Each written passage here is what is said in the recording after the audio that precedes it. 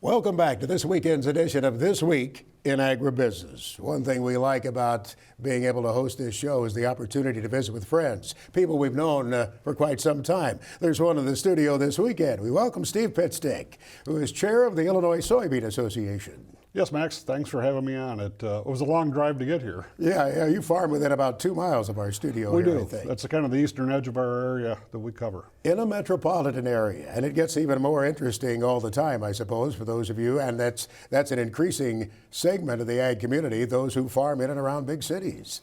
Yeah, it's kind of fun. It's challenging. The things we can do, we can't do. Moving equipment is always fun. Once in a while I get told I'm number one, but that's just part of the deal. So. That's part of the deal. You in the business of corn and soybean planting right now, many of you haven't turned a wheel, and we're looking at the calendar here, Easter weekend. We're not to the middle part of Easter just yet, but the clock is ticking, and yield erosion can occur as time passes. Talk with us about your view. Yeah, so I'm not nervous yet, but I'm starting to. Looking at the extended forecast, looks like we may get a break by the end of next week. Over the past couple of years, we've gotten an early start. Early April. Last year we started planting on the 9th of May or 9th of April. Got going, had really good crops.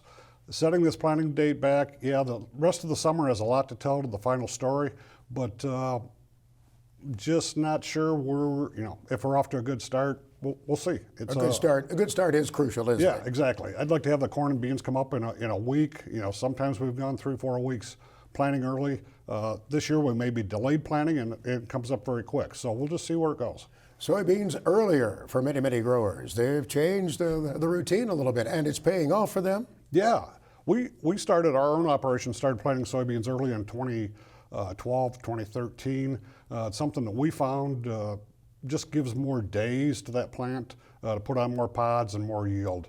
The soybean, the development has brought us a hardier plant. Corn is kind of a prima donna. It's got to be just right to get maximum yield. So we're kind of planting soybeans first, and then the corn coming in second.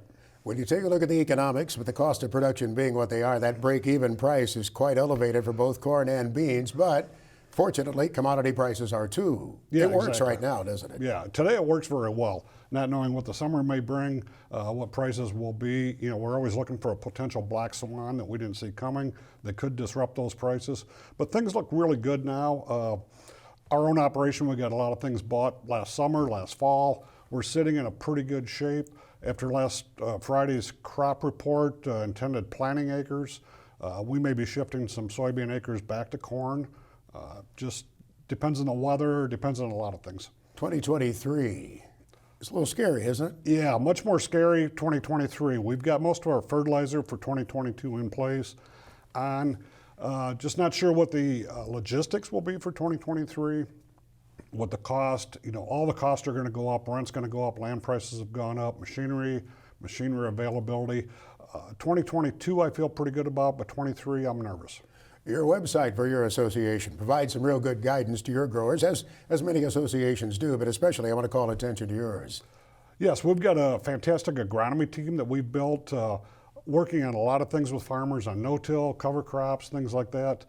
Moving forward, a soy envoy, which gives access to CCAs with different ideas on agronomic tips and that. Just trying to help the producer overall. The website is? ilsoy.org. That's easy to remember, Yes, ilsoy.org. Yes, sir. Thank you, sir. Great to see you again. Thanks for the visit. Thanks for the opportunity, Max. Steve Pitstick joining us this weekend, chair of the Illinois Soybean Association.